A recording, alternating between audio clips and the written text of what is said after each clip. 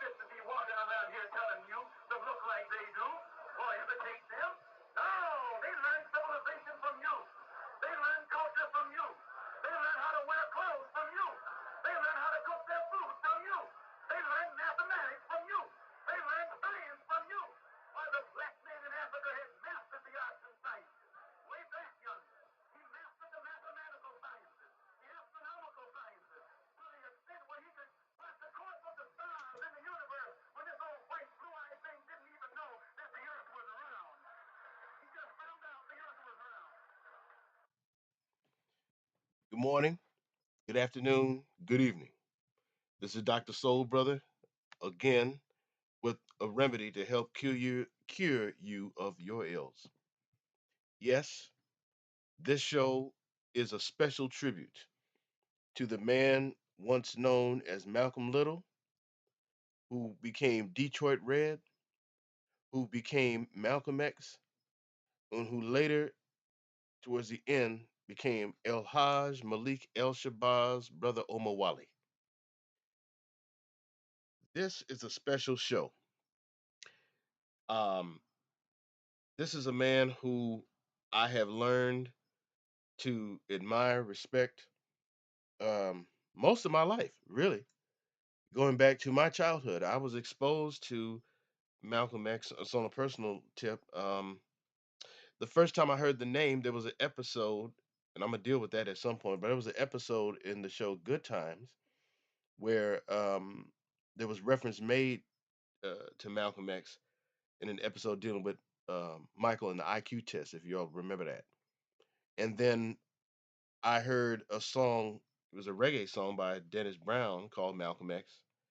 And then found out that my mother and my aunt um, got a chance to meet Malcolm X at a temple meeting that they never joined. They were coming from church and decided to check out the temple and got a chance to meet Malcolm X back in the day when he was Minister Malcolm X in the Nation of Islam. So, not to mention, I had teachers who um, would talk about Malcolm X. In fact, one of them even introduced me to Malcolm X, A Man His Times, a book edited by John Henry Clark, a book that I own today. And I remember reading the autobiography as a teenager. So, Malcolm X is near and dear to my heart. And um, I love and appreciate the sacrifices that he made, the role that he played as a freedom fighter on our behalf in this country, and by extension, black folks throughout the diaspora.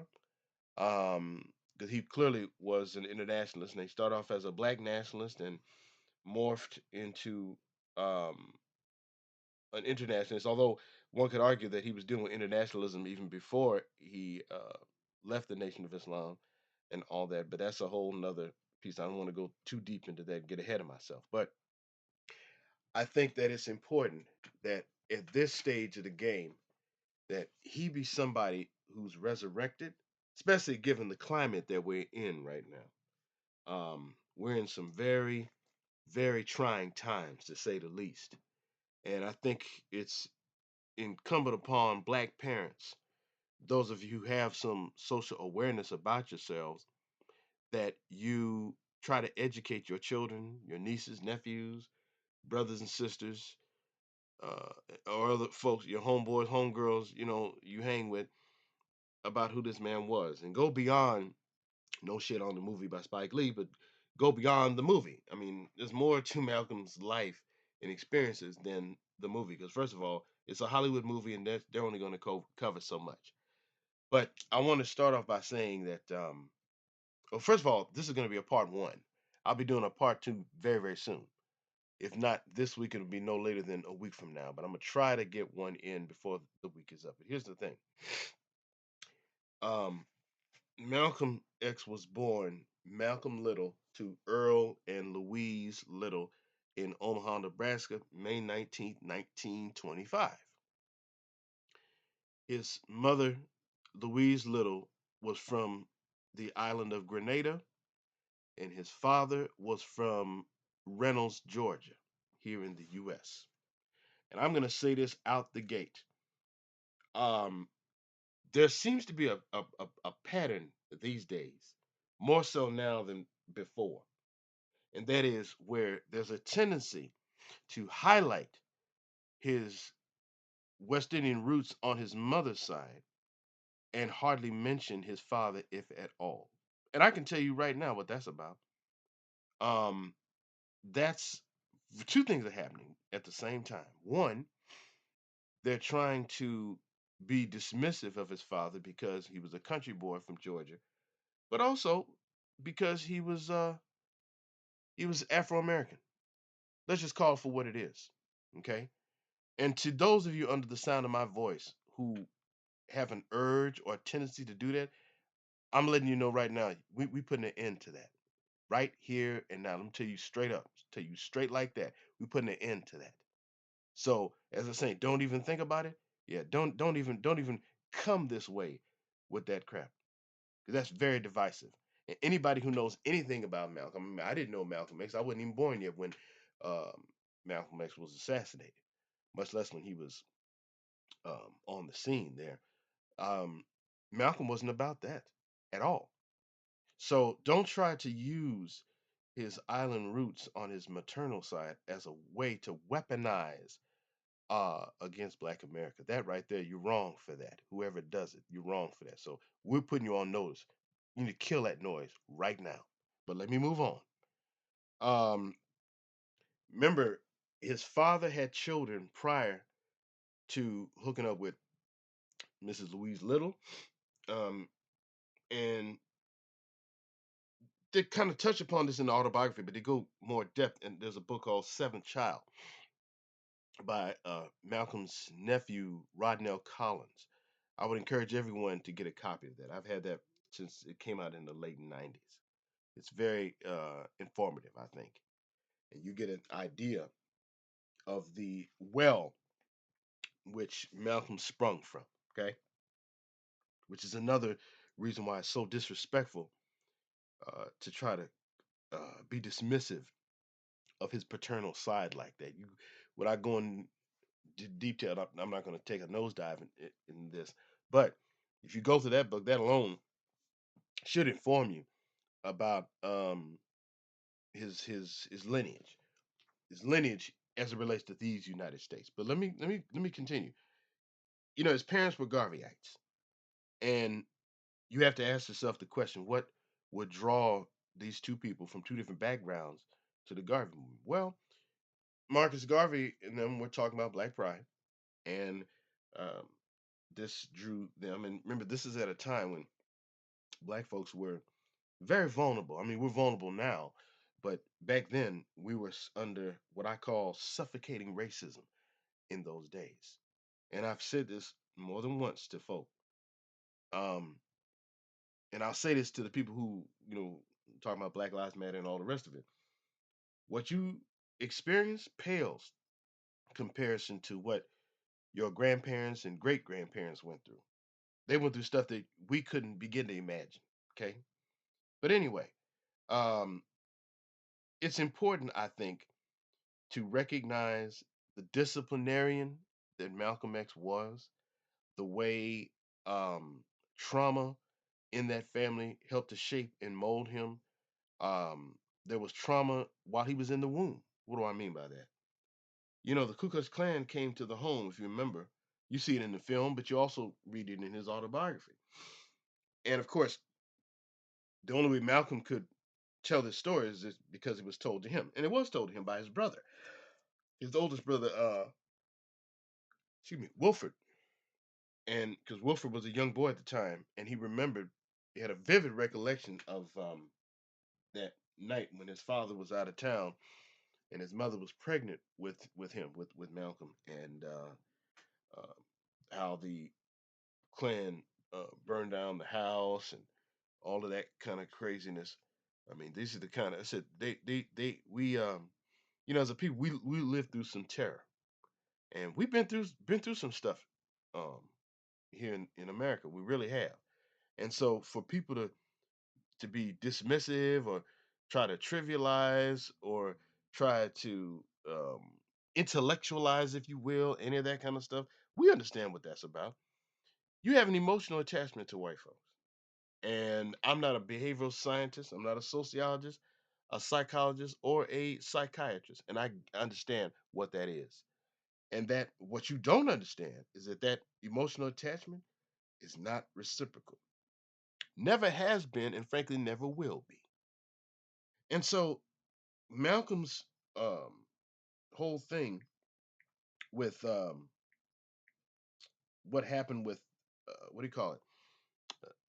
With the family, that was a traumatic experience. That's me when I say in his mother's womb, he experienced trauma. Because remember, his mother's carrying him, and I mean, I'm not a woman, obviously, but if a woman is pregnant with the child, however, whatever mood that the mother is in, it affects the child. If she's happy, if she's sad, if she's scared, whatever, that affects the child. And that's what happened with him. So he, before even being brought into this world, was met with trauma. And then we won't even, well, we will get into this about how um, the father, who was a pastor as well as a Garveyite slash activist in the community, um, was killed. If Malcolm was 6, and that, of course, leads to trauma. Not to mention, it also leads to um, social dynamics changing within the family as a result of these tragedies. So, as a man I knew, may he rest in peace, used to say to me, I don't know if these are his exact words, original words rather, or if it's something that he heard from somebody else. But whether it's his original or not, it's very profound, and that is, we are all a subtotal of our life experiences. Excuse me. We are all a sum total of our life experiences, and that's real talk. That's real talk. So let me continue. Um, after Malcolm's family, um, well, let me back up. At some point, the mother, Mrs. Louise Little, was sent to a institution, and then that led to the family being split up, being in different foster homes and all that sort of thing. Then at some point, Malcolm's sister, from his father's first marriage, Sister Ella Little, who was a Georgia woman who had moved to Boston, Massachusetts, gets Malcolm. He spends time with her, and this is when things begin to change. Just a minute here.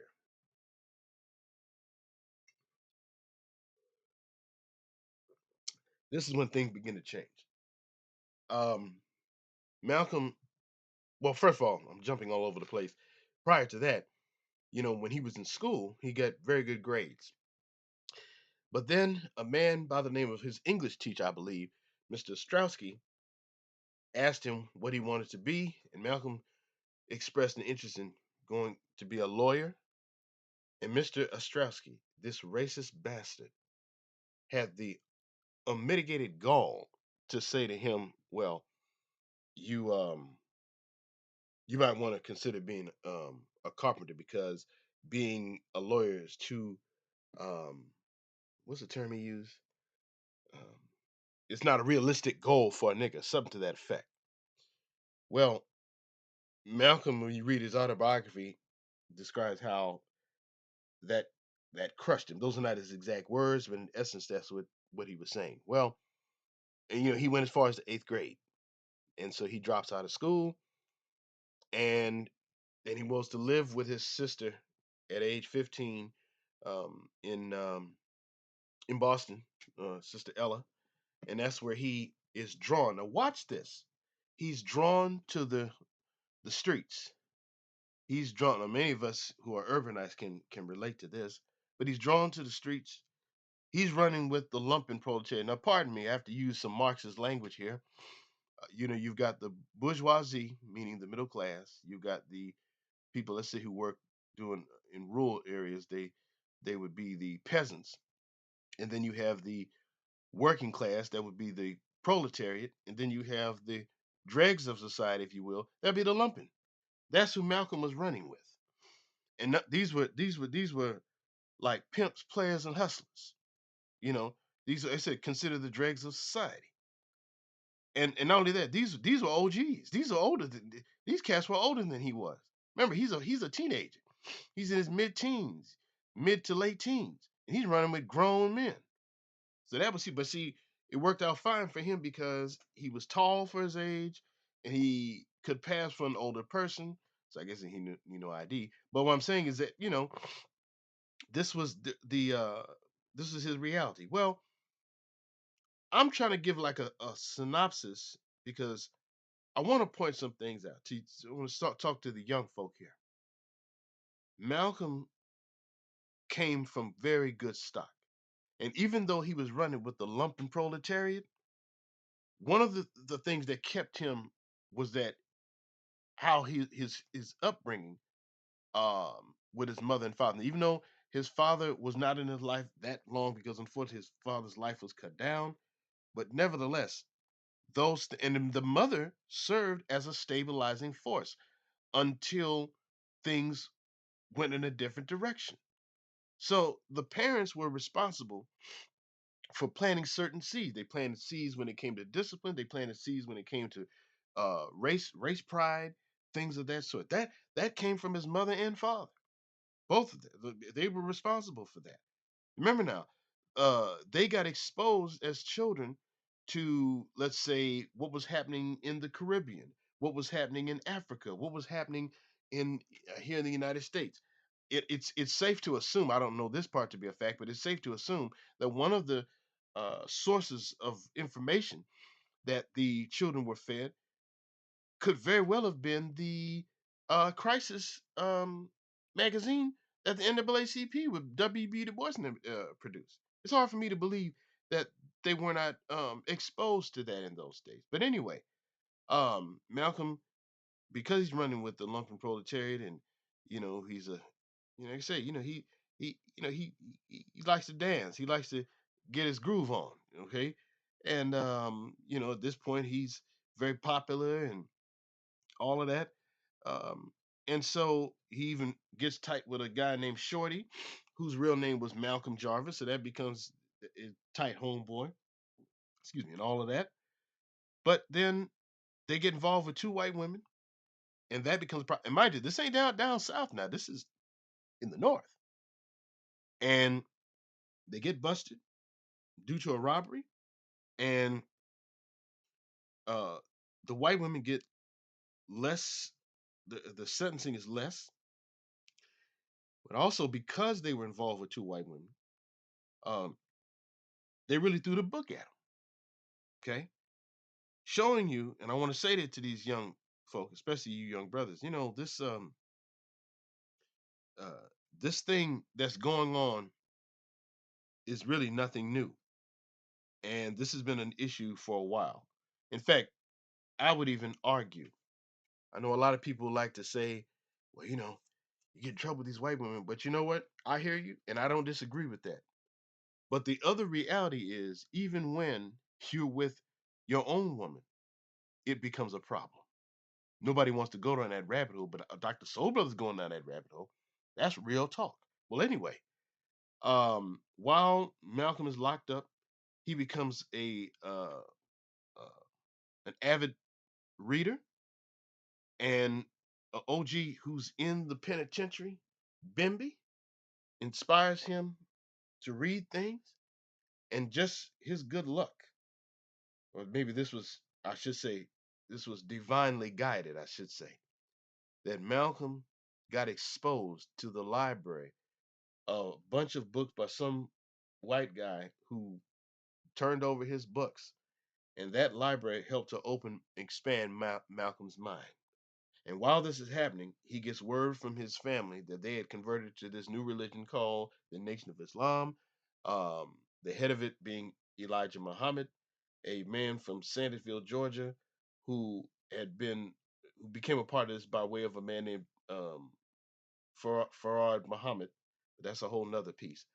But I think it was his brother Reginald, Malcolm's brother Reginald, that is, who got to Malcolm and was able to convince him to convert. He converts. Elijah Muhammad seems to be impressed with Malcolm X, and what ends up happening is that after I think 7 years, while Malcolm's locked up, he gets paroled, and he literally hits the ground running. What do I mean by that? He soldiers while he's in the Nation of Islam, and he recruits. And I have to say this: it is a matter of fact. And to some of y'all who are Nation of Islam folk, I got to tell you, you can say what you want to, but the record speaks for itself. Uh, the Nation of Islam was not that big before Malcolm and his family joined it. It was maybe 400 followers, most at most. But when Malcolm came out the prison and hit the ground running, that's when it morphed into a movement. Okay, that's a fact. I know folk want to try to throw shade on Malcolm and all this kind of stuff, but hey, wasn't for Malcolm, I tell you like this: truth be told, the Nation of Islam wouldn't exist today. Okay, that's real talk. But I'm kind of moving quickly because I said I'm not going to be here for long. But one of the things, these are the positive things I'm pointing out, but I have to point out some things that I have to give a little pushback to. And I said that's why we got to do a part two, and we will. I can promise you that.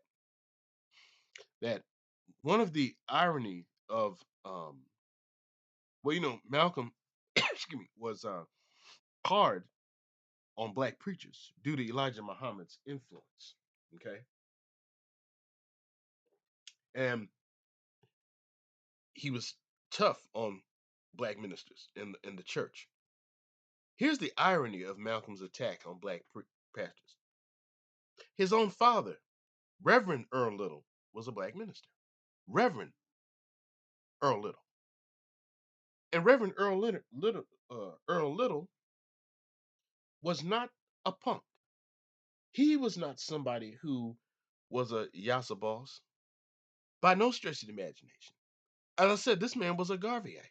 Matter of fact, this is a man who wrote a letter to, I believe it was President Woodrow Wilson at the time, or Calvin Coolidge, one of them, whoever was president at the time in the late 20s, um, to encourage the president at the time to pardon Marcus Garvey.